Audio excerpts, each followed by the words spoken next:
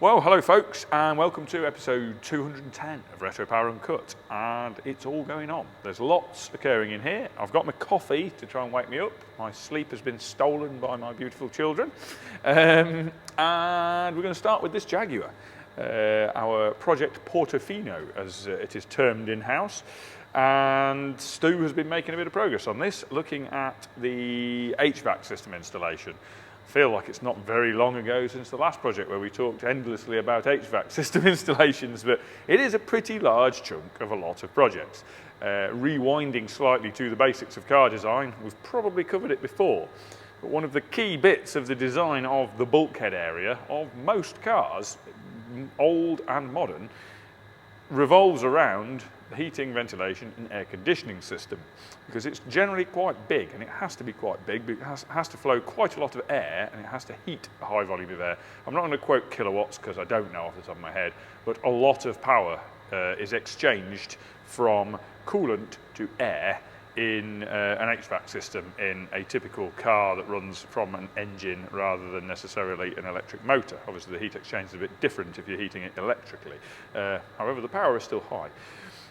So by necessity, that unit has to be quite large, and the same with the cooling. Again, there's a lot of kilowatts of cooling involved in the air conditioning system, and a lot of air to exchange heat with. And also quite a number of controls involved in directing that air to where the occupants of the vehicle are going to want it. So that unit is quite large, and you can see it in here. We're using a vintage air system. I believe they call it a Magnum. I can't remember which model, but it's their latest generation best unit they do, whatever the highest spec one is, I can't remember. I think they call it a Magnum. But it's a very good system. The newer one is better yet. The old one's had a blow molded case. Vintage Air have invested in some injection molding tooling and now do an injection molded case, and it's a lot better. It has much squarer faces, so it's a bit easier to mount. The mountings are nice and modular and easy to use. They're not just nutserts put into the box. The fans are very good, very high power SPAL fans. And the inlet and outlet vent, really importantly and critically and very, very usefully, the inlet and outlet vent assemblies, particularly all the outlet vents, are all clipped onto the casing. In fact, the casing is clipped together, but all the inlet and outlets are clipped on. And the outlets are the bits we normally change. And previously, we've had to cut them off and then 3D print pieces to go on and then glue the new bits on, where it will bond the new bits on. You know, a bit better. We don't use some Bostik, but we glue them on with something. Sorry to use a trade name there, but we've generally stuck them on with something more useful than a basic household glue. But now on the new units, they have a nice sort of sealed flange where the factory supplied outlets clip on, and we can then model those in CAD and draw up new outlets, which we 3D print, and then can clip onto the actual factory supplied original outlet sections on these, and it's great. It makes things much simpler. I can't actually see any here to show you. You can just see the edge of one down here, but I won't show you now. We'll see that when we've got some, when Luke has drawn some, but we're not quite at that stage yet. We're working on what Stu is doing here. What Stu is doing here is basically what we're going to see a bit more of in a minute. We kind of call it dangle and chop. We have a CAD model of the interior of the car, and we have scans of various bits. But where there are a lot of sections which intersect in the bulkhead area, it's actually very, very hard to gauge things from the CAD. And actually, sometimes you just have to get the unit and try it in to kind of visualize how everything's going to work, because of all the various hollow sections. To be able to capture them all through scanning is quite challenging.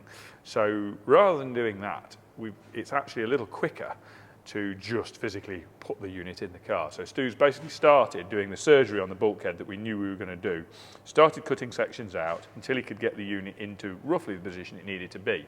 He's then fitted various parts of the dash to offer the constraints on the inside of the car, which will stop the unit projecting in an area we don't want it to, which is namely the top of the passenger side footwell. We don't want the bottom of the unit to intrude too much into that footwell and spoil the look of the inside of the car and spoil the appearance of the dash. So our limiting factor was around a 25mm intrusion below the standard under dash closure panel that fits below the glove box. and I think we're well within that. And then Stu's moved the unit fore and aft, side to side, to get us enough clearance to not intrude more than 25 millimetres below that under dash panel, to not intrude too far into the engine bay, because we're fitting a double skinned section on the engine bay side of this panel. Put that down. Basically here, Stu's going to remake this bulkhead with a new forward section, which is roughly in this plane, and we're going to still intake the air through the original air intake there, but we're going to intake that via a double skinned section that comes around the front of this heater. This will be boxed in quite close to the heater. Then there'll be a second skin here, which will come round and have a spigot in the second skin with a seal that goes onto this side of the fan intake here, and then the air intake will be via this double skin section of bulkhead through the original air intake there, which will work pretty well. And what we have is the fan is actually split. We talked about it on the Interceptor before, so if you are puzzled by that, if you go back to some of the Interceptor episodes, you'll see how we did a double feed on the fan on the Interceptor, because the fan was mounted in the engine bay. On this, we're actually feeding one side of the fan from this intake manifold, the intake plenum that we're going to build into the bulkhead, and the other side of the fan we're actually going to feed from inside of the car. And we're going to have a fixed ratio of recirc air to fresh air going into that fan unit by virtue of a blanking plate which we arrange on the other side of the fan intake that goes into the car. So we have a fixed rate of fresh air versus recirc air, which we think is quite a good way to do it, actually, quite a good way to arrange it. We will also have fresh air intakes into the car, completely fresh air intakes as well. But that's how that's being done. And then Stu's pretty close to having got this in the correct position now, so he's got a bit more metal surgery to do to actually make clearance everywhere, and then he'll start on fabricating the new panels, which have got to close off all the various sections of the bulkhead, form the new air intakes, make sure we've got water drains, make sure we don't generate water leaks into the inside of the car, make sure we've got room for the dash, make sure, really trickily, that we have room for the water feed and returns for the heater pipes, which are inside here, just down there, and the coolant, the refrigerant lines for the air conditioning, which are on top of the unit just here, which are quite tricky. Now, the current plan is that the refrigerant lines are going to loop round underneath, under the dash, and go across and travel to that side of the engine bay because the compressor is on that side. One of the lines has got to cross over through the condenser on the front of the car, but I think we're going to return that back and run both of those in aluminium hard line down that side and keep the refrigerant that side of the engine bay. The heater, feed and return are this side of the engine. The feed is from the back of the head. The return, I think, is possibly one of these pipes down here. So the heater pipe, the coolant, the engine coolant, i.e. water feeds to the heater, will be fed in down here, and I think we're going to fit bulkhead fittings into this corner that go through and will come out next to this bulkhead box with long sort of standpipes on them for us to enable us to be able to fit the feeds to them relatively easily in that corner. They'll go through the bulkhead, through a bulkhead union there, and then feed round on with a flexible section of pipe inside the car just to make it a bit easier to fit the actual heater and onto the unions, which are just behind the dash inside. So we've got a plan there. Stu's cracking on with that, making good progress. Really pleased with how things are going on that. Stu's been a bit poorly, actually. He wasn't very well last week, which is why we're kind of where we're at on that. He lost 3 days last week because he wasn't actually very well, but he's a lot better now. He's feeling a bit better now. It's been quite an unpleasant cold going around because Jamie, clinging onto camera at the moment, has also suffered the same fate earlier this week. But yeah, we're all firing on all cylinders again, I think, at the moment. So moving on, we're going to move on to Project Wasabi, which, as you can see, is looking slightly different. Progress has been made. Bobby has been very busy, as you can see, and quite industrious, and Tom has been helping him as well. Earlier this week, Tom's moved on to something else. We'll show that in a moment. Yeah, Bobby has been extremely busy getting a bit more bracing done inside the Saab body shell, but then obviously, as you can see, Saab body shell is now sitting on the Audi floor pan. And rewinding a little bit, because we're effectively missing a week from our video track, because both Cal and I were away last week. We were both on holiday. I was in the Lake District. Cal was in the Canary Islands, actually. My humble trip to the mountains, but we had a lovely time in the Lake District, actually, as well. So it was very good. But anyway, That meant that we didn't video any of the progress on this. Well, we did video it, but we didn't present the progress on this last week. So obviously you're seeing kind of nearly 2 weeks of progress here. The floor pan is now short. As you can see, Tom has fabricated the 2 new sections for the floor. Bobby has fabricated the shortened tunnel section and finished all the closing sections, done the underside fabrication on that, remembering that all of this is either double or triple skinned here, so there are a lot of sections involved in that piece of tunnel here. It's really a lot more complicated than it looks, that piece. There is a hollow pressing underneath it there which carries the prop centre bearing and I believe an under tray heat shield for the fuel tank, possibly an exhaust mounting as well. I don't actually know what 2 of the fixings are for. I think they're possibly for an exhaust mounting. So that carries that lot. But certainly the prop centre bearing mount we didn't want to change because I want to be able to keep the original standard front section of the prop, just to keep life a little bit easier there. So that's been done. The floor's been shortened. We've showed you previously the 2 underfloor chassis reinforcers, chassis rails if you like, that Tom had shortened previously. That was done. The floor is now plug welded down to those. That's what those hot spots through the floor down there are. The flanges have been remade on this rear seat squab pressing, I suppose you'd call it, the piece that sits over the fuel tank. The lower flanges have been refabricated on that because they were pretty chewed up, because there are a lot of spot welds and quite a few MIG stitches from the factory on those, so they weren't too pretty by the time we got them apart. Or by the time I got them apart on those bits, I'd made a bit of a mess of the edges, to be fair. I don't think there's any way around that. So Tom's made new flanges for all of those, welded them all on. That looks very neat.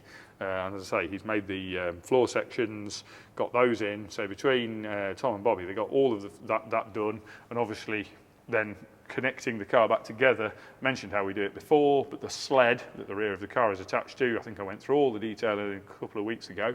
That has then pushed 137 millimeters forward. All of the new flanges are then mated up and either spot welded, plug welded or stitch welded, and then there's some butt welded areas where we've extended an original pressing, then those bits have been butt welded. There are lap joints put in where there were originally lap joints. We've added 1 extra lap joint here because we figured it actually added a bit more strength.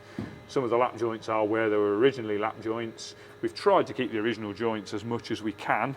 And most of the joins are done either in place of an original factory joint, or we've added a couple of extras. The sill centre reinforcer hasn't been put back on either side yet, just because it's going to get in the way of what's happening now. The sill inner has been shortened at its original joint, and then the other sill centre reinforcer, the other 2mm thick section, has been butt welded in a position where it doesn't line up with any of the other welds that have got to be done just to maintain the strength. So as you can see, that's now shortened, 137mm shorter, which brings it to the same wheelbase as the Saab 900 Classic. And as you can see, the heavily surgeried Saab 900 Classic body top part has been dropped over. Bobby's used his crane gantry to get that lowered into place and done what we refer to as dangle and chop, which is we used the CAD initially, we used the CAD model with the scans of both cars aligned to work out where rough cuts needed to be made, did those rough cuts, and then we took alignment points, point-to-point alignments between the 2 car bodies from the Peel software that we use for our scan data, directly in the Peel software, not even bringing it into CAD, but directly in the Peel software. We used the scan data to give us datum points on the Saab body shell or remains thereof and the Audi floor pan, and between the 2 we can then generate points for alignment and then translate them into real life. They never translate directly. I can tell you now you get a few millimeters of error because the scans twist a little bit and things move around a little bit, so you have to then translate those to real world. They're close, but never quite bang on. And then Bobby's been playing with various lasers. I think he's actually got 3 lasers rigged up on this, which we've been using. The jig, the select jig, despite our floors being very rickety, the jig is set dead level on its screw jacks, so that then we know that level is a datum plane, absolute level. Is a datum point, and we can use that to then datum everything else. So all the self-leveling lasers then give us datum points to work from, and then Bobby's gone as far as having plumb lines then set on centre line so we can line them up with laser beams to make sure that the centre line's consistent, and he's marked a centre line in Sharpie marker actually in the Audi shell just so that we've got an easy quick reference for centre line as we go forward. So that's marked all through the floor now. So he's then got the Saab body lowered down to the point it needs to be vertically, and then juggled. We use 6 mounting, we use 6 datum points, 2 on the A pillars, 2 on the B pillars, and 2 in the inner rear quarters in line with the rear axle, roughly. So those 6 points, we pick up the data from the scan files, translate them into the car, and set those points to the positions they need to be according to the scan data. We had a little glitch between the B pillar and the rear quarter positions, so we've juggled those measurements a little bit. We've actually shuffled the rear points down slightly just to get them into the real world, because there's definitely a bit of a deviation in the scan data at the back of the car, about 4 millimeters, I think, something like that, maybe slightly more actually, of deviation in that. So we've had to tweak that a little bit. But now the car is sat, the Saab body is sat level, on centre line, at the correct height, at the correct point fore and aft for the axles. So we're pretty pleased with that. Now we can start translating that body. If you think it looks a bit crude at the moment, we've now got to start translating all of the metal work to connect the bits of the Saab that we want, which are pretty limited. They're basically the upper 3/4 of the door apertures, the rear window apertures, front window aperture, and the the tailgate aperture, and some of the inner quarter structure. And that's about it, and the roof frame. And that's about it. We won't be using the Saab quarter panels. They'll become carbon fibre, just like the Allegro projects. We won't be using a lot of the inner quarter panel. We won't be using any of the inner scuttle. We won't be using any of the Saab A post. We'll only be using the upper portion of the Saab B post, and we'll be using part of the Saab doors, although we will be changing the bottom. There's actually a lot of metal surgery to do. But we have a plan now. Bobby and I have had a discussion on that. And I think what I'm going to do on all of that is I'm not going to elaborate too much more. I'll just mention the mounting points that Bobby's got in place now. But what I'm going to do is next week, I think Bobby's going to go through the beginnings of the metalwork and an explanation of how he started to make the various pieces that are actually going to connect all this together. Because we have a plan, but I'm not going to explain all that now. What I will explain now is the mounting points. This mounting point down here, we use one of the seatbelt anchorages on the Audi floor pan, which we're keeping. So it's the original position for the original Audi seatbelt anchorage, which is unmodified. This cover, the plate this piece of floor that's been put over it is the inner skin, but the anchorage actually goes into the inner sill, and that's all standard. That's not been changed. Bobby's picked up from that with a piece of sturdy bent 4mm plate there, and then he's also picked up off the bottom these. The Saabs used a kind of it's not an extrusion, I can't think of the best, it's a folded section that forms the A pillar, basically, that ties into the top of it doesn't really tie into very much, if I'm honest, on a Saab 900 Classic, but it's clearly a pillar structural point, and it's pretty strong. It's actually connected to some ridiculously flimsy bits of tin in the front of a Saab 900, but on this, we're actually going to tie that in to our refabricated Audi A pillar, and it will actually make a very good substitute for the original screen tube on the Audi S4 Cabriolet. There was a very thick wall tube that was socketed into the screen frame to give some sort of roll protection to the screen frame. And this is pretty similar in its structural intent, so we're actually going to tie this into the A-pillar structure. So this plate here, this is not a permanent part, this is a temporary measure to hold this in place while we do the sheet metal work around it. This will hold that, we'll get the sheet metal work sorted out, and then we'll fabricate the pillar, take that plate off once that's all held in place, and then fabricate a section which ties this tube, if you like, this section tube, into the inner A-post, so that'll be all very strong. And then the inner quarter panels we're going to modify, but Bobby's just sorting out, I don't think he's done it yet, but he's going to be putting some little mounting tabs in place in the back of the car to just tie the inner quarter panels into the rear arch tubs. Again, temporarily, same as this is all obviously temporary. That'll tie it all together temporarily while he fabricates the sheet metal sections, which would be pressings in a factory car. Here they'll have to be handmade. He'll fabricate those sections to be able to then tie the structural points of the Saab 900 inner body shell onto the Audi floor pan. All of that will become much more clear when you can see some of it. But the plus side is we have the two cars mated in their final positions and bolted in place using temporary structure to make sure that nothing can move, and that we can then get on with doing some serious metal work to mount it all together. But things are looking pretty good. We're pretty pleased with how everything's lining up. Got a long way to go, but the basics are there, and hopefully you're starting to see the plan. Because it sounded a strange plan, I will concede, but it'll make sense when it's done. Moving on from that, we have the E-type.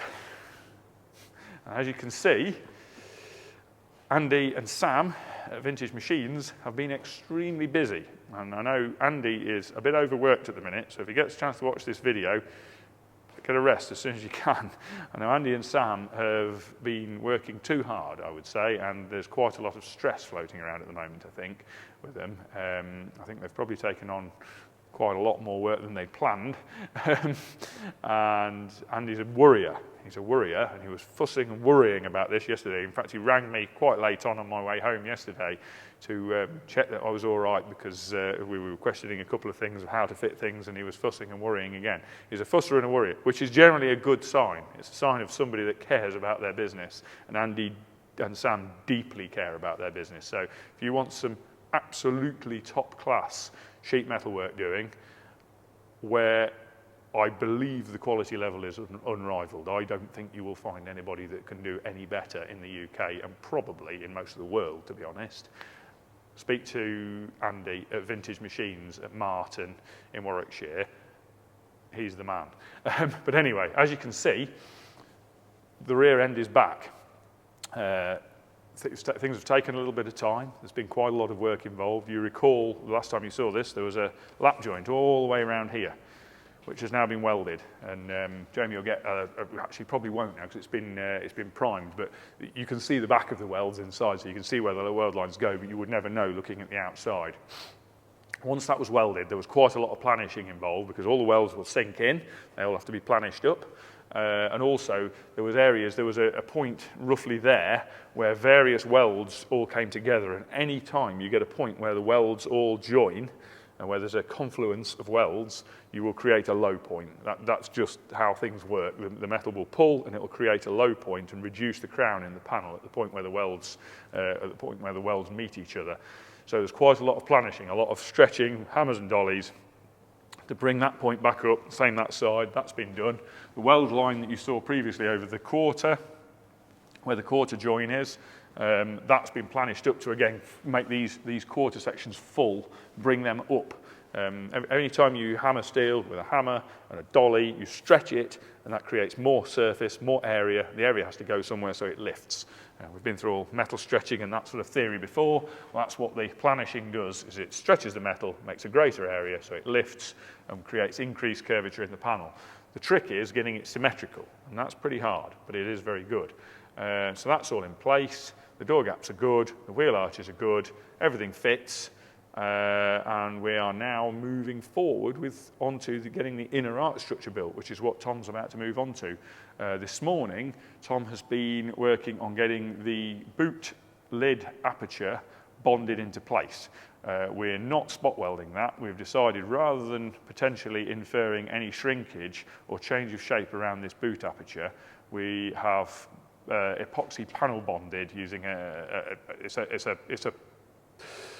the equivalent would be 3M DP490. It isn't 3M DP490, it's something else, and I've forgotten what it actually is that we've used on that. But it's an equivalent to 3M DP490. We've used that around that joint to bond the two steel sections together so that we don't have any issues with distortion. It's not really a structural point. It could be a structural point, it's DP490 and its equivalent. I think it's a Pleo Grip product actually, but it is a structural adhesive anyway, so that wouldn't be a problem. But we would tend to weld normally, but on this, that's bonded. Once that's completely gone off, all of the screws which are holding it together at the moment will be removed, and then all of the holes left by those screws will be filled with a further application of that that epoxy bonding compound just to close them off. So that's all going to be nice. The screws around the top panel there, they'll be removed, and those holes will be welded up. They're just holding all that in place, ready for spot welding. The joint at the bottom of the boot floor is all ready for spot welding, and the front where the door shuts is all ready for plug welding. So all of this can be welded in place. Once that's welded in place, Tom's going to crack on with making the templates to the wheel arches. Then he can make some hammer forms to enable us to put the edge in on the new inner arch sections, and then template up all the various sections in cardboard that have got to form the inner arches, and then start shaping the inner arch tubs for the back. So there's quite a lot of work still to do. Obviously the outer structure is all very nice, but the inner structure has to be built there to stop all the mud flying into the boot and actually provide all of the rear structure of the car, which is just an outer skin at the moment. So we've got a little way to go on that, but it is looking really quite excellent. I think I'm sure you'll all be quite impressed by that, because we certainly are very, very impressed indeed. So that's where things are on the E-Type. There's going to be some other irons in the fire on this. One of them I will leave Cal to talk about, because it's some work that George is doing, and I'm actually going to talk to somebody about engines as well imminently. So we'll come on to that in the near future. Now, moving on again. DBS project. It's looking a lot poorlier than it did. I'm just going to have a swig of coffee because I'm getting a bit of a dry throat. So, ASTON DBS, it's nearly naked now. Its front end is just over there. Jamie will probably be able to pan around and get that, but it's sat there on its trolley. That literally came off about 15 minutes ago. So that's all pulled off. It looks fairly poorly. It's seen some life, this car has. From what I can see, looking at other people's restorations of these online, most of them have led a life. I don't think any of these were bought to drive gently, and consequently a lot of them got bashed off things quite a bit, and I think this one fits that bill. It's certainly been bashed off things a few times. Not terribly badly, and the repair work, again, from what I've seen of these, because of the type of era that these were repaired in, the quality standards were not very good on the repairs, and actually, looking around, although we would say some of the repairs are pretty shocking on this, they're actually a lot better than the repairs I've seen of some of these online. So in the scheme of things, I've seen a lot worse. But this does need quite a bit of repair, and it will be getting quite a lot of repair work. But the next phase is really, Matt's been working on this, and he has been, I'll stop talking about the next phase, we'll deal with the phase we're at now. Prior to getting all the aluminium panel work removed, Matt has stripped all the paint off it. It's very difficult to remove the paint from the aluminium panels once they're flopping around and not attached to the car. So we elected to get all the interior strip down done and all the engine and gearbox out and get all the major sort of upper half strip down done, leaving just the steering column in, and then remove all the paint from the outer aluminium panels. And again, I imagine there's a few people watching this who aren't familiar with these cars. These cars had a structure similar in principle to the earlier Aston Martins. The earlier Aston Martins used what the Italians would call a superleggera, super lightweight type of design, where they had a steel tube frame chassis with an aluminium body where the aluminium was clinched around, wrapped around the tubes to form the outer body. These had a variation on that theme. They had a big, strong box section chassis with sheet steel floor pan and bulkhead fabricated onto that, and various sheet steel pressings and foldings forming a structure, and then they had aluminium panels clinched around that to form the outer A surfaces. That, of course, has various problems. There's a lot of dissimilar metal corrosion can be caused. This car hasn't suffered too badly with that, actually. And obviously there are two totally dissimilar materials to deal with at the point of restoration. You cannot blast, well you can, but you'll ruin it. You cannot blast aluminium panels using crushed glass media, which is what we use to blast our normal body shells. So we need to remove those aluminium panels before we do any blasting. This part, the steel part of the car, absolutely needs blasting to get it clean enough to be able to work on and to find any corrosion and deal with any corrosion that's present. So we need to blast this part, but we need to remove the aluminium panels in order to do that. And in order to be able to repair any of the steel sections, we need to remove the aluminium panels to get at them anyway. So the first stage really, once the paint is removed from the aluminium panels, is to get the aluminium panels off. Now they are riveted on and clinched around. So all around the engine bay here, as an example, there are lots of rivets all the way around here between the wings and the scuttle panel and the structure. In the window apertures, there are rivets. At the back of the A-post, the panel is hooked around and then closed around a steel edge. There are rivets all over the place. There's many, many holes, rivets all along here, rivets all over the place holding that together. They're countersunk solid aluminium rivets on these.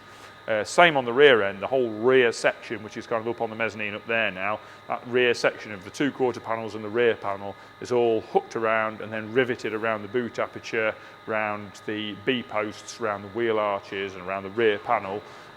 Matt's painstakingly gone around, carefully removed all of those rivets and got that rear end off, got the front end off. He's taken the doors off complete.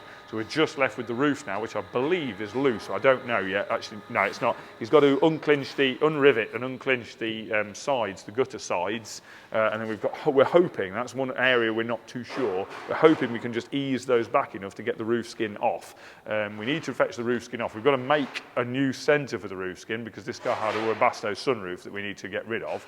However, we need to fetch the roof off while we do all the blasting work. We don't want to repair and make the new centre for the skin now and then have to get the roof off and damage it. So we're going to come back and we'll do the new centre for the roof when we come to put the roof back on. At the moment we just need to get that off so we can get the car completely stripped down and we can blast the body shell to see what we're dealing with. And the other thing we need to do is then, once that blasting's complete, is get this mounted onto one of our select jigs, our third select jig, which is actually outside at the moment. We'll bring that in and we'll get this mounted onto that other select jig bench so that we can get it fixtured and make sure that it's sat in the correct position, that everything's in the right places. Now, to that end, if anybody out there watching this video knows of any chassis drawings for an Aston Martin DBS, I would be pleased to know about them and possibly have some dimensions from them. I have no cause to think that anything on this chassis is in substantially the wrong place, because it all looks pretty good actually. But talking to various people, there doesn't seem to be a lot of information on the pickup points on the chassis on these. It seems to be a fairly vague thing and not many people seem to know where they're supposed to be. Now, I'm willing to make my own fixtures, centralise them on the jig, equalise them, get everything symmetrical and kind of make those points up as I go. But it would be a little bit comforting if somebody had some datums and dimensions. So if you do, let us know. I suspect there aren't really any out there, certainly not any factory ones. But if anybody does know, yeah, let me know. It would be interesting to have at the very least. So that's where we are on Project DBS. We'll keep you posted on that in the weeks to come. It's going to be an exciting one, and there's lots to do, and it's a very interesting project, as they all are. Talking of very interesting projects, Jensen Interceptor. I'm going to briefly dwell on something, and then I'm going to hand over to Mark to talk about where we're at now. As you know, we like to try and be honest on our videos, and we've got to hold our hands up to a bit of a problem. I would say blunder. I don't think it was a blunder because we didn't do anything really stupid, but we had a bit of a problem on the very first stage of the paint on the Interceptor. Keeps kicking us, this car. And you may recall previously, we blasted the inside and underside of the car. We zinc sprayed the underside. We then epoxy primered the underside and inside of the car. And then we re-prepped all of the outer panel work. We degreased it thoroughly, we re-prepped it, we de-sanded it all, and then we epoxy primered the outer A-surface panel work. During the prep work that was going on last week, which wasn't covered because we didn't video last week because we didn't do a video last week because Cal and I were on holiday, one of the things that became apparent, when you block sand that primer, you inevitably get some areas where you rub through to bare metal. And normally the primer would feather back on the edges where it's sanded. And I noticed that the primer was flaking rather than feathering back around those areas where we'd gone through to bare metal. And it concerned me. And I noticed that in a number of areas, the nature of the feathering wasn't correct on that primer. The primer was adhered, but it wasn't adhered in the way I would normally expect it to be adhered. So we explored that a bit, and everywhere we explored, we weren't convinced by the adhesion of the primer. Now, it was stuck. You couldn't really, it didn't just come off, but it was possible to scratch it off with a thumbnail. It was just possible to scratch tiny bits of it off, and that shouldn't happen. And the more we investigated, the more we weren't happy with the adhesion. We don't exactly know why. The car had WD-40 applied to it to prevent flash rusting at the point that the lead work was done. Now, we degreased that several times, and the bare metal was sanded, and it was Scotch-Brighted using panel ripe on at least 3 occasions.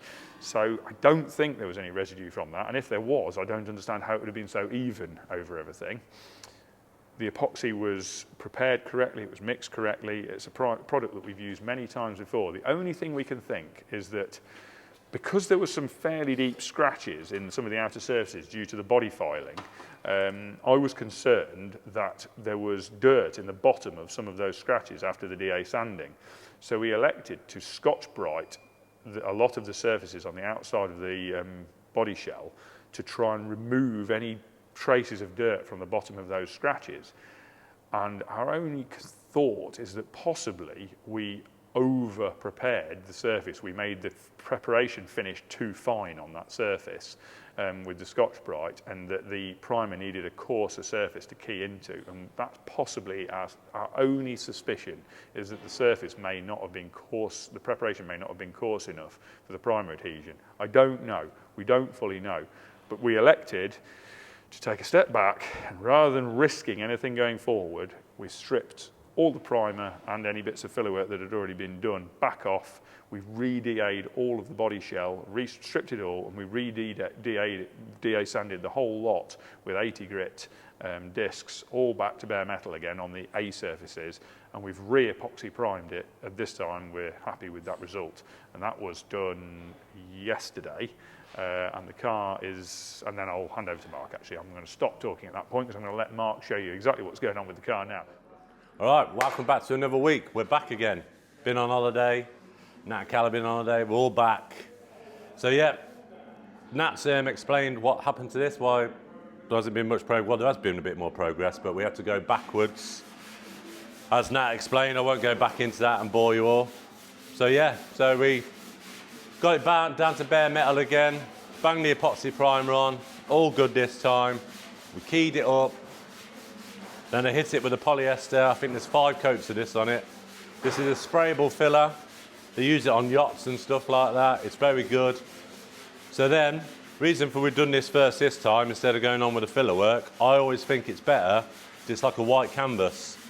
As you see, like, it shows you all the nice bits like here, like where you see the black. We know like the thickness of this thing is. Still some bits here we've got to sort out. I've got to call Matt back in, the metal specialist. There's something weird going on here. It's like a little dip. But like, that's his speciality, so we'll leave him to it. So yeah, so at the minute, Steve's like, we've blocked this down to 120 at the minute to see where all the low areas are. I'll show you next, the other side in a minute, where you can see all the low spots.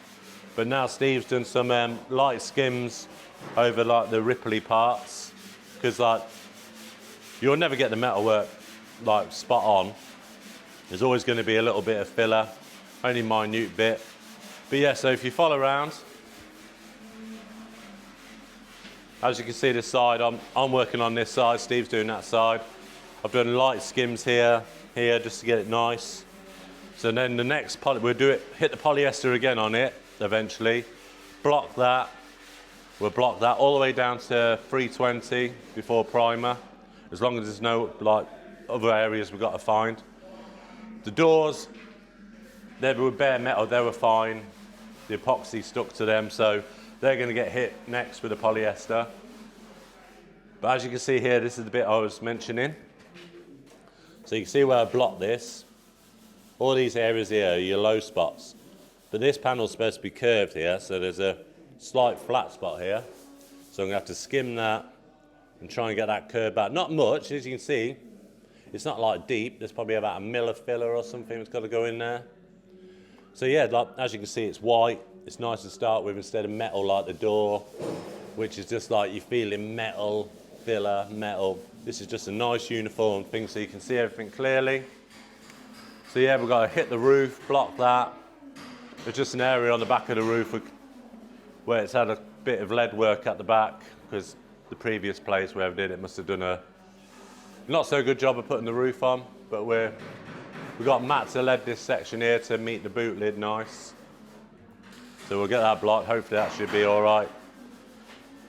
So that's progress with this, moving on. Cozzy, Gaz is just doing a booth refurb, so he's stripping all that down, he's pressure washed all the grids, because we have to use our booth for messy work like this. It has to be spotless before we can do a paint job. So hopefully next week you'll see some progress on the Cozzy and more progress on that. So yeah, I'll see you next week. Right, well thank you for that, Mark. And Jamie's just told me how long I've been talking for. So I'm going to shut up and hand over to Cal. I'll see you in a week's time. Thank you very much, Nat, and I hope you enjoyed the episode last week with Johnny and Tom doing the walk around at the Den. Brought back great memories of the day for me, so it was nice for me to, these days I don't always sit down and watch the whole episode. Nat and I take it in turns to kind of review the episode. Sometimes I don't get a chance to watch the whole one, and that one it was like, oh, I'm actually going to watch this because it's like watching somebody else's video.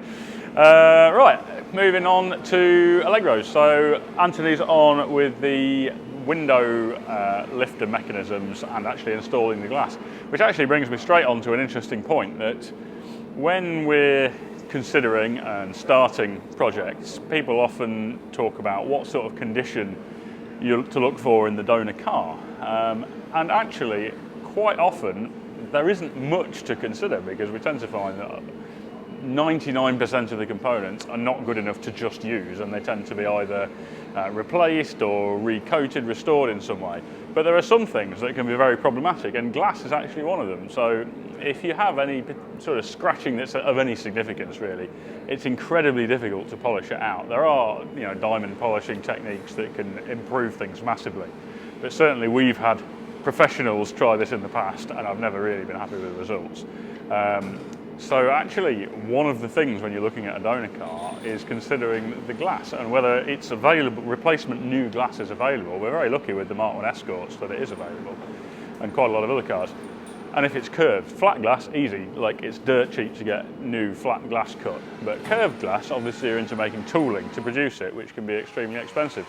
So actually on these, one of the things that we were very pleased with was the fact that the glass, and we can get new windscreens, but the door glass, rear quarter glass and rear window glass on both cars was actually in very good condition. And although not 100% flawless, pretty close, such that we can put it in and it's going to look absolutely stunning. So that's an interesting little fact, and we've just been ordering the glass for the Interceptor next door, and that's a classic example. The rear windows on those, massive curvy piece of glass, they're actually not available new. Now, Martin Roby down the road have got a stock of new old stock ones, but it's a dwindling supply, and I imagine some of them have probably got minor defects on them. So, and they're also extremely expensive. Anyway, random tangent. That was like a nat tangent, that was, wasn't it? Yeah, window lifters. So getting those installed, getting the glasses into them. Got the Bailey channel, I think they call it, the window sort of channel seal that goes in here. Just installing all of that, and on this car, where the glass is now in, he's also installed the front speakers. So as you can see on this one, we did all the metalwork for speaker installation when it was at the dry build stage. We're using Morel Virtus Nano speakers, which are extremely high quality and extremely thin, which was the main challenge on this, because the window channel comes down here. There's probably, I'm using the fingerometer, there's about an inch between the window channel and the actual skin of the door. And you know, typically a sort of 6-inch diameter speaker like we've got on there, they're several inches deep. But these Virtus Nanos are literally only like an inch, if that, deep. So they've been a great choice. And then you can see actually on the rear shelf as well, we've got Morel 6x9 two-way components. On the front, two-way coaxes on the front of these components. We've got the tweeters in the dash. And then we don't need to run the separate crossovers because we're running the Audison multi-channel amps on these. We actually connect each of the different drivers to a different channel of the amp. So at the front, these tweeters are on separate amp channels to the mid-bass drivers in the doors, and the frequency filtration is actually done by the amp. So you basically connect up to the amp with a laptop, and you can choose what frequency cut-offs, and your exact frequency graph basically for each channel. So all we'll do is dial the low frequencies out of the tweeters and dial the high frequencies out of the mid-bass drivers in the doors. And then on this, Alex is now in a position to crack on with making the loom. So the design work is done with the exception of the engine harness, and we're waiting for the engine to be in for that. So he's cracking on with making the main chassis loom. So starting with the one that sits behind the dash, basically goes to everything, instruments, PDMs, the bulkhead connectors, does go to the engine ECU, but it's from engine ECU to bulkhead connector at the minute, and then once we've got the engine in, he'll be able to do the engine bay side of that loom. And then that loom comes all the way down to the back and ties in with everything at the rear. And on the subject of engines, James has pretty much finished the first one. And Jamie was just asking me before we started filming this which car it's going to go in, and actually I don't know, we haven't really made that decision. So at some point soon you will see, sorry Anthony, in your way, you will see an engine going into one of these very soon. So at the moment, James is now stripping down the second VTEC engine to build that one, but the first one is looking great, ready to go in. One thing I will mention, because I was just having a look at it in the engine room, and it triggered, and there's a pun there, my memory, that we're using a trigger kit on it from a company called 50 Ignite, which looks a really nicely made kit. So originally those Honda B18 engines actually have a distributor on the back of the head, and we wanted to do away with that, switch to coil on plug, and we're using a crank trigger kit, as I say, from 50 Ignite, which also has a cam trigger on the back of one of the cams where the distributor used to be. And then we've got a little kind of billet plate that goes on top that holds the Denso coil packs. I think they're actually the type you'd get on a Honda K series, so it kind of is all brand loyal almost. So yeah, it basically gives us the ability to run coil on plug and all the information we need for the ECU, master ECUs we're going to use to run them. So that's about where we're at with those. I'm talking slowly because I'm trying to remember as I talk whether I've missed anything. Don't think I have. Exhaust manifolds over there, that's another thing actually. They've just caught my eye.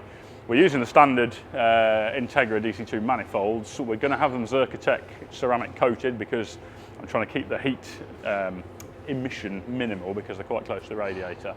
But we're just going to potentially modify them to have a V-band fitting to the rest of the mid-system. So what we're going to do is actually get the engine in the first car, determine what modifications we're going to do, get the mid-system exhaust made up, and then we'll duplicate the mods on the second manifold, get those both the way to be Zerkatech ceramic coated, and then they'll be ready to go in. So that's those. Yes, good shout. So I'm getting my cues from the man behind the camera. Front bumpers, and that's been a massive transformative change. In fact, that occurred whilst I was away last week. I came back to see this one parked over there with a splitter on and the front bumper on, and it just looks so cool. And you know, before we started these, I would never have said about an Aston Allegro that looks so cool, but they look so good, and I just can't wait to see the side skirts. That's going to be the finishing touches. We've got the side skirts to make and fit still, which will be satin black, and they kind of fill in that slightly unfinished looking section at the bottom of the car there. But yeah, they're gonna just look amazing. And actually, that's just reminded me of something that Luke has been on with. And I don't know if I've actually shown any of this. He's been designing the steering wheels for these, and a question we get quite a lot is, are you going to use the Quartic wheel? Because originally it had this sort of slightly squared off steering wheel, which was the butt of many jokes, but actually, yes, we are. I mean, in our mind, that's an absolute iconic feature of these cars. And in reality, it actually has quite a practical use in that where your hands sit on the wheel, it feels no different to a normal wheel, but because the corners are slightly enlarged, you have better visibility of the instruments. And it's something I've actually seen on quite a few modern cars these days. I think I saw a Mercedes with it the other day. So we are making our own steering wheels, which are like a laser cut blank, which Luke literally received this week from Andy at Concept 303, who's machined those for us. They've got various details machined in, fastenings for where the horn push is going to be, a little sprung horn push, which will be 3D printed and leathered. Mountings for the switches for those, and then the actual rim itself is going to be, I think, a machined part that goes over and then is leathered over. So it was nice to see those. And then also, speaking of bits for these, we're on the brink of doing the dash 3D print, which is sections. We just wanted to check the allowance that we'd done for the seams on the leatherwork by printing a small section of one end of the dash, which Richard will show you in a bit, but that's something else relating to these. On that note, let's have a little wander over here. Camaro.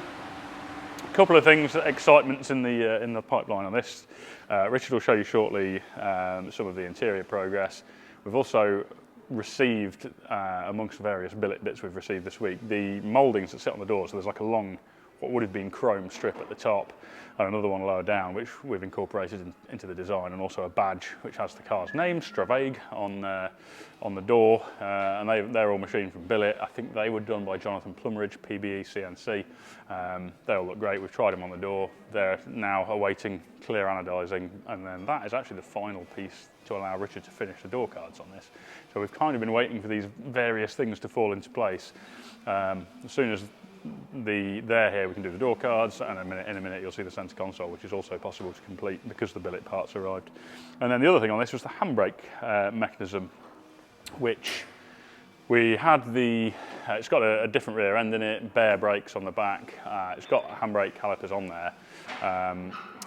And the sort of rear cable assembly is all there. The front is standard in terms of it being a foot-operated lever in the car, and the front section of cable is standard.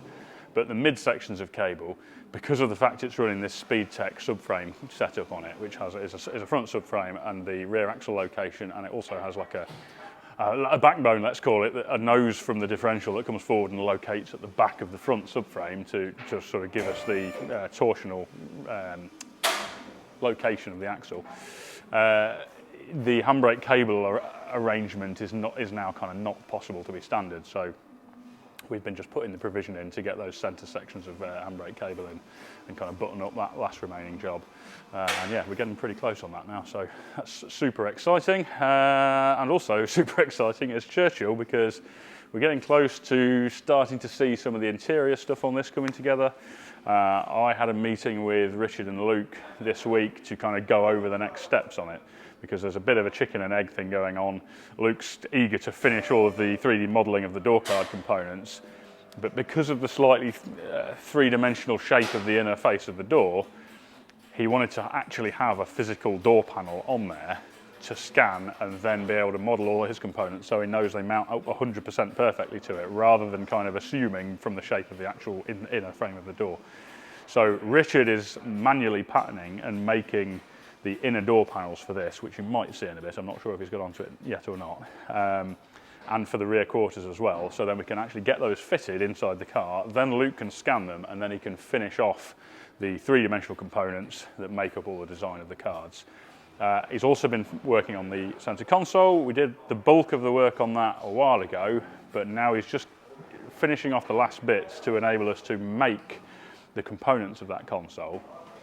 Certainly the sort of outer surround part of it, the fascia panel or a mock-up of it, and the bracketry, because what we want to do is get in its raw, unfinished form that console in there, and that will allow Richard to then take over and do his thing, which is manually sculpting the rear seat foams and designing and making the parcel shelf, all of which kind of is dictated by the rear trim panels and the center console. So that's kind of where we're at with that. And yeah, I mean, kind of cosmetically wise, this I think is one of the projects I'm almost most looking forward to seeing the interior come together. I've kind of seen it on the Allegros, it was in my head, and I'm seeing it coming alive, and I can't, you know, it's amazing.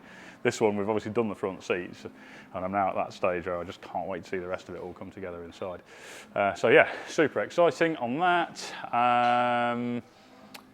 Project Kuma over there, we've been doing the exhaust. So if you throw your minds way back to when we finished Project 1, in the testing stages there are a few revisions we wanted to make. One was to just quieten the exhaust down a little bit on it, and so we did a redesign on the exhaust.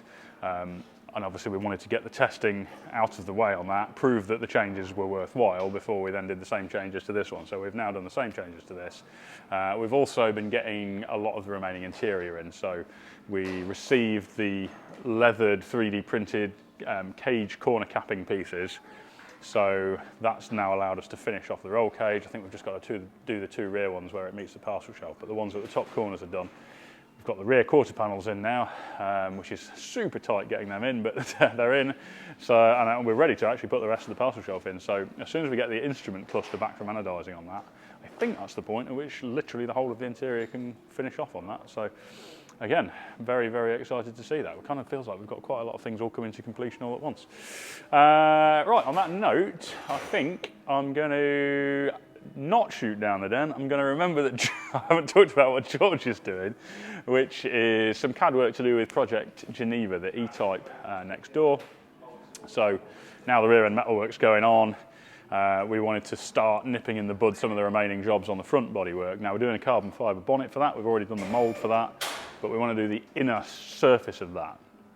And when I say inner surface, this is basically going to be a B-surface carbon fibre moulding for the inside of the bonnet, such that the underside of the bonnet is an A surface, if that makes any sense. So we can have a visual weave carbon fibre underside to the bonnet, but it'll also have lots of functional reasons for being there. So A, it's going to give us the stiffness, it's going to give us the anchor points for the latches, it's going to give us the mounting points for the hinge at the front, and it's going to give us the splash shields that sit around the inner arch wells, all of which are kind of cobbled together various bits of metal on the original steel bonnet. and it's also going to give us the cold air feed to the engine. Now, originally on the V12, it kind of had air boxes with little snorkel intakes, which kind of just sat behind the radiator and not really great from a hot air point of view. Most of the ones that have been put on individual throttle bodies that I've seen, they're literally just got gauzes over the trumpets, which is really isn't. It's not great for performance, just from the restriction point of view, but also, you know, the hot air that gathers under the bonnet when you're stationary on one of those is unreal. So it's not really a great method. So we were really keen to have a forced cold air intake. And then curiously, originally, there's a section each side of the radiator which feeds through to a duct at the side of the engine bay, which goes to a footwell air intake to get the cabin air circulating, which kind of makes sense when you haven't got air conditioning. But in this instance, A, the car's going to be driven 90% of the time with the top down, and B, it's got air conditioning. So having that additional sort of through flow of air from the vents in the footwells isn't really necessary. So we're kind of repurposing that area each side of the radiator, integrating the ductwork into the underside carbon fibre moulding of the bonnet, and then the outlet of those will mate up with the engine air intake for the engine, which is what George is on with modelling. So he's designing these gorgeous kind of sculpted air boxes that go onto the individual Gen V throttle bodies. He's done a clever bit of design work such that we can do one mould for both sides, and it actually positions, although the throttle bodies are offset, it kind of averages out that and positions the intake to those boxes symmetrically each side. So we can have them in the same position. The bonnet underside will be symmetrical, and it's one mould for both parts. So we create one tool and make two parts, and one is right, one is left, but they're exactly the same part. So that is looking really good as well. So yeah, lots of carbon fibre stuff inbound at some point. And on that note, we'll go down the den, this time without me forgetting anything, and we'll see what's going on down there.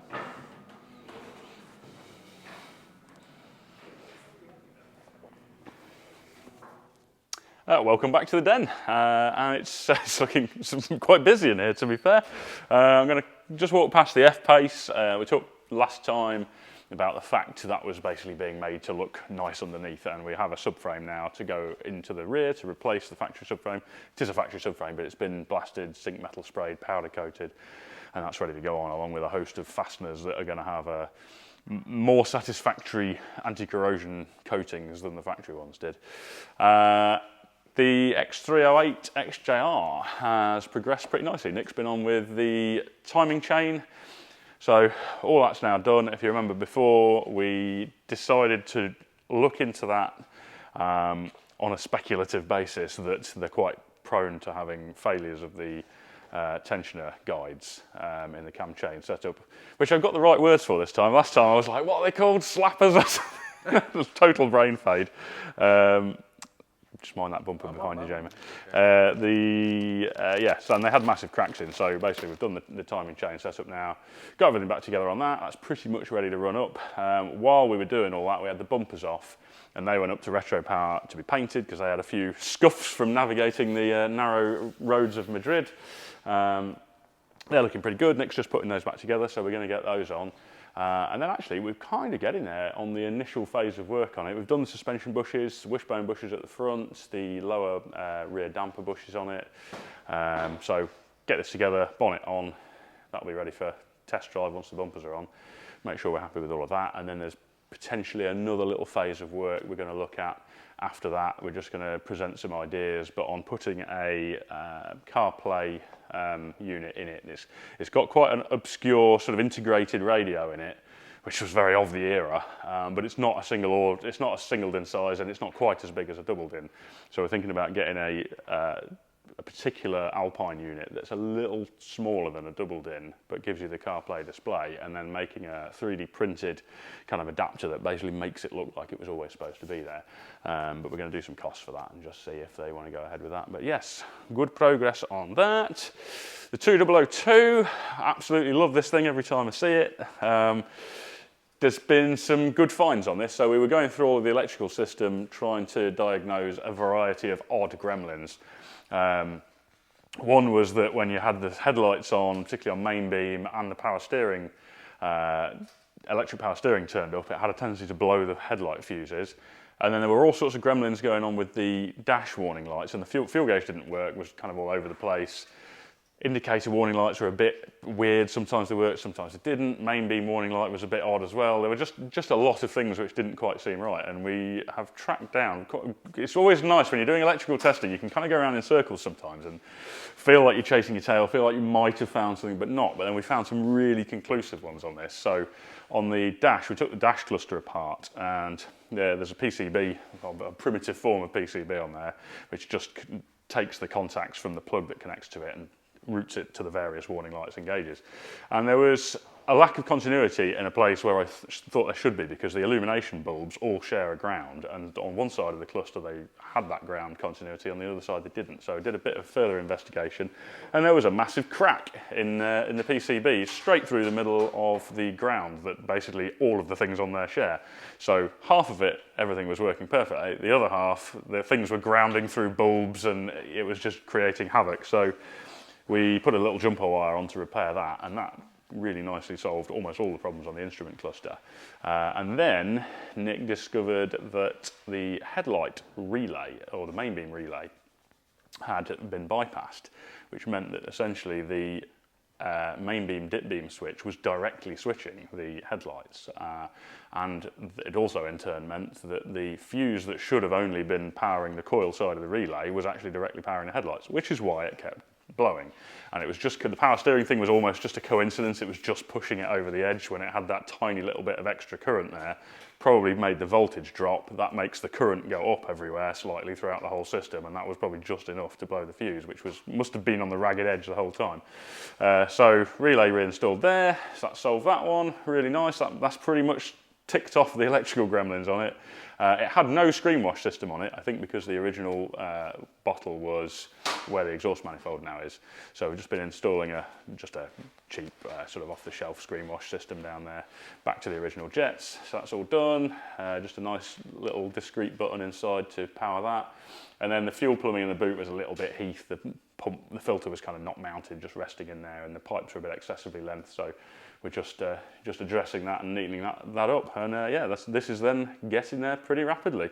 And it's really summed up actually the kind of the services we're offering here at the Den, where you might not, when you've got something that's so bespoke, and half the wiring's custom, it's got an engine conversion, it could be quite daunting to a lot of people. And this is the stuff where we excel, because we're so used to dealing with extravagant resto mod type builds. We've kind of seen a lot of these things before, so we're able to home in on some faults perhaps more quickly than some people would. So yeah, really cool car, really happy with how that's going. You will notice a new addition here, Ginetta G50, which is just with us for storage. So these are a cool thing. In fact, I was just saying to Nick a minute ago, wouldn't it be cool to basically road convert to one of these and make it into a road car? Because it's kind of like, the ingredients are so perfect. It's got a Cyclone V6 Ford engine in the front, big capacity V6, ridiculously reliable engine, transaxle gearbox in the back, short wheelbase, but it's quite wide, so it's actually quite spacious inside. Insanely good weight distribution, loads of power from that V6. It's just, in terms of a fun handling car, it is the perfect layout. And it almost seems a shame that they're only racing cars, because you feel like you could strip out the sort of racy interior, do a nice dash in there, some comfortable Recaro seats or something like that. The only thing you'd probably have to change is have a normal manual box in there, but I think you can bolt a Tremec or whatever gearbox they used when they put these V6s in. Maybe the V6 Mustang, I think, had these engines in, so I'm sure you must be able to get a Tremec box or something that will bolt straight up instead of the sequential paddle shift. That would just make a great road car, wouldn't it? Put a comment on there if you think that would be a great idea to do a road version of exactly this car. I think it'd be amazing. Mustang over there, we have pulled the engine out. We're investigating some oil leaks on that, which just retly occurred while it was parked in here. It had a couple of little drips, and then one day it came in, massive dribble underneath the engine. Now, it's a Retropower build, as you know. However, we did not build the engine on that. We were basically given the engine as a completed build and put it in. So we're now thinking, what's going on with that? So we've pulled the engine out to have a look. It looks like it's probably the rear main seal, or possibly something on the sump gasket, but I would say main seal. For it to randomly happen like that, it's as if the seal's dried up a little bit. The oil level is higher than where the main seal goes at the back of the block. So it's just dribbled a load of oil out, and then maybe that oil dribble has then kind of re-lubricated the seal and it's sealed back up again. But I want to have a proper look at that and just get our head around what's going on with that, because the car is otherwise pretty flawless, and it's a shame to have it dropping drips of oil on what will be the garage floor of the owner, which I know is an extremely nice, freshly built garage, so we don't want that. Right, let's have a wander this way.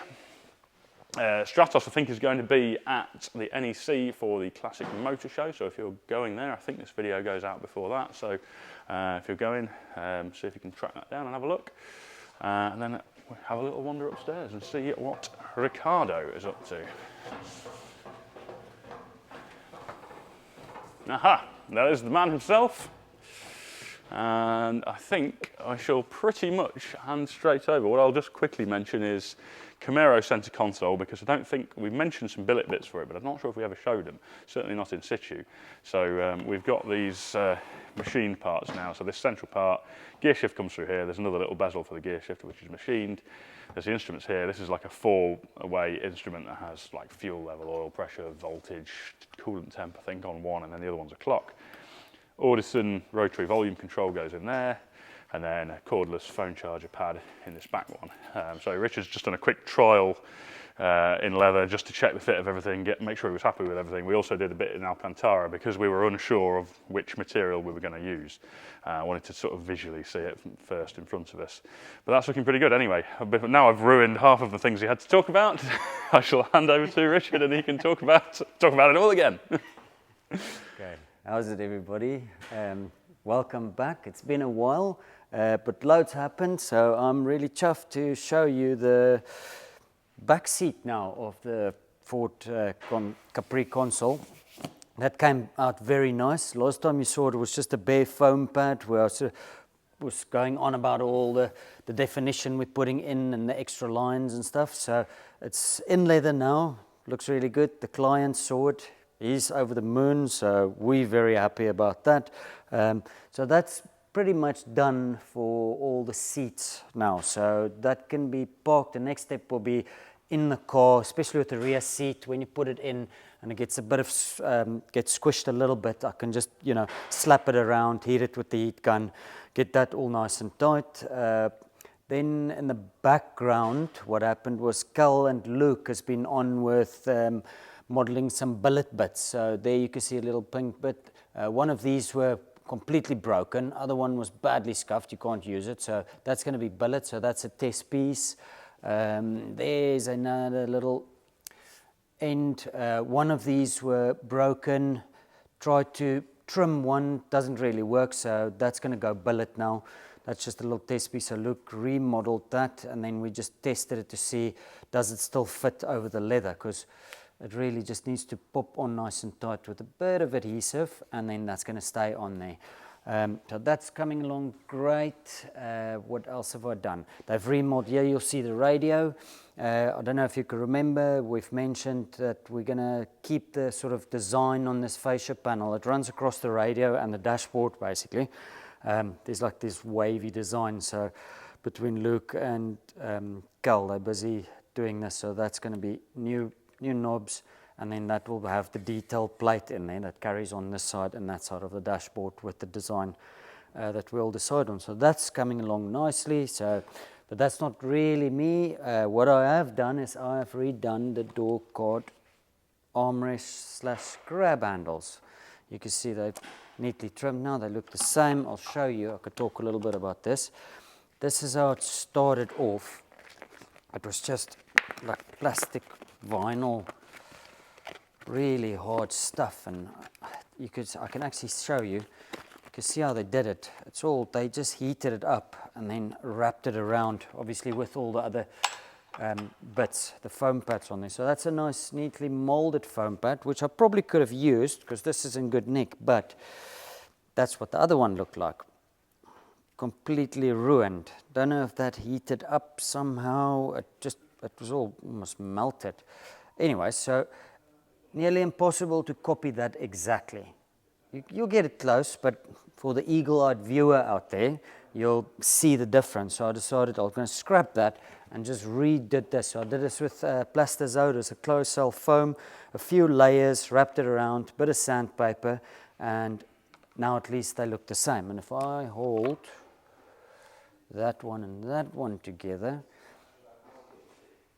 again, it's those little things where just keep in mind the height of the, so it's the height. We don't want to be changing, you know, any elbow heights or grab heights. So that's all original, but at least they look the same now. We don't have an original one and then a made up one. You know, for the sake of that little bit of time, we'll rather do it right and it looks like a brand new part. So I'm really chuffed about that. The customer needs to see them still, unless he's had a look on the system. Global Workshop, awesome. We upload. As I do that, I take a picture. I can even write a note for the customer. He gets pinged via email or a text, however we set it up, and he can immediately see the photograph and tell me if he likes it or not. So yeah, I've had a good run so far, so thank you very much. That's Capri. What I've done as well is we're upgrading the door cards. Well, we're keeping the door cards exactly the same shape and everything, but we do upgrade the cards. It's not the hardboard anymore. It's now this die bond, which is the composite with 2 thin layers of aluminium on either side. Good stuff. We've spoken about this before. I can cut it with a jigsaw. We can cut it on the router. It's just nice. This won't swell or warp, you know, or go all funny when it gets a bit of moisture. So this is forever. I've cut these out. The next step is to add these nice sort of chrome lines on them. We are going to replace those with billet, anodized billet lines. So I'm going to wait for those to get back, and then I'll put the foam on and do the patterns and make sure, because we want that piece to recess a little bit. I don't know if some of you might remember on the Camaro how I did it, and I cut like the little grooves in the foam, and then that just allows that billet bit to sit nicely on. Because one thing you want to be careful of is it's going to have studs in it, and then it's going to just have a little M3 nut on this side with a washer that you tied up. But if you just simply tied it up too quickly, and because it's such thin strips of metal, they are quite fragile. You can very easily, wherever you've got the stud with the nut, you can very easily over tighten it, and you'll see a little dip in it. And then that's it, game over. You're going to be either stuck with that, or you're going to remake it and very gently, evenly, you know, fasten it like you'd fasten your wheel. That's the same approach you need to take with that, really. So that's that.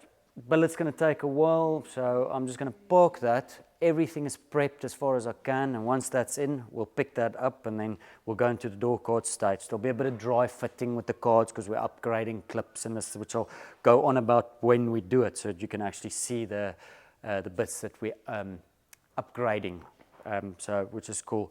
Other than that, let me stick to Camaro. So we received the center console. You'll see Cal mentioned this. Very nice machined bits. It's looking amazing. And then the 3D printed bits. This was in sections, and then it was bonded together by Mark and the guys. And then they give it a quick sand. Over there, you can see a little bit of filler sticking out. Obviously, there was a little screw, a bolt-on screw.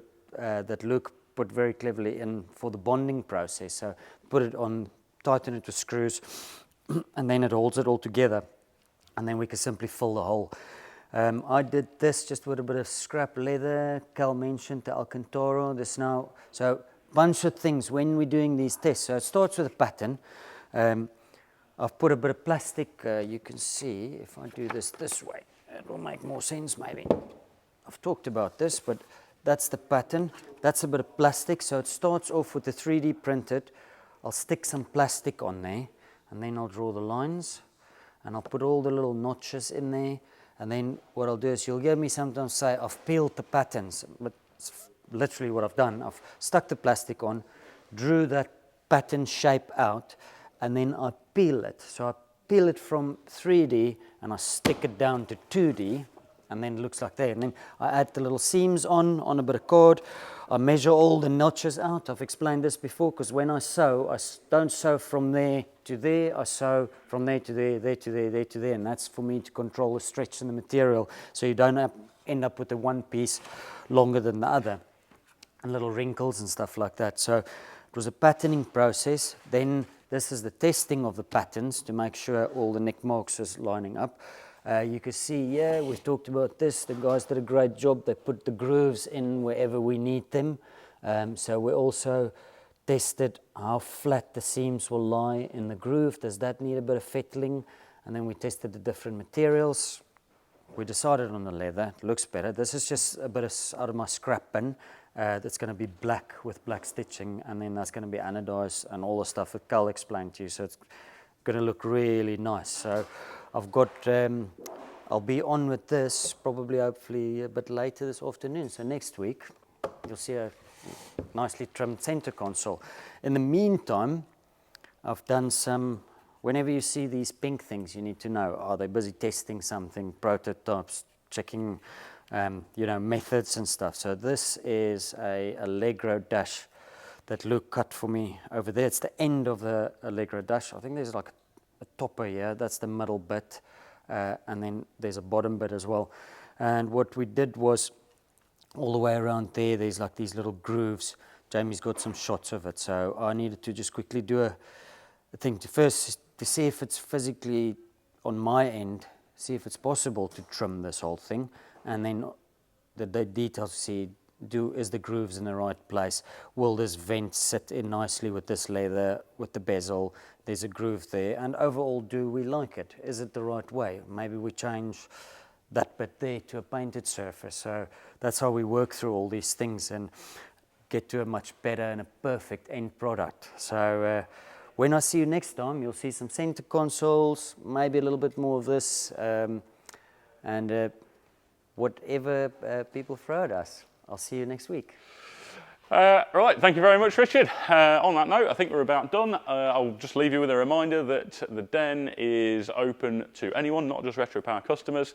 So if you want us to look after your car mechanically, in terms of detailing, in terms of upholstery, if you've got an amazing interior that in your mind that you want making into reality, or even if you've got a smaller job, maybe you want a steering wheel retrim. Richard's going to look at me out the corner of his eye going, why are you trying to get me steering wheel jobs? They're really hard, but you can do it.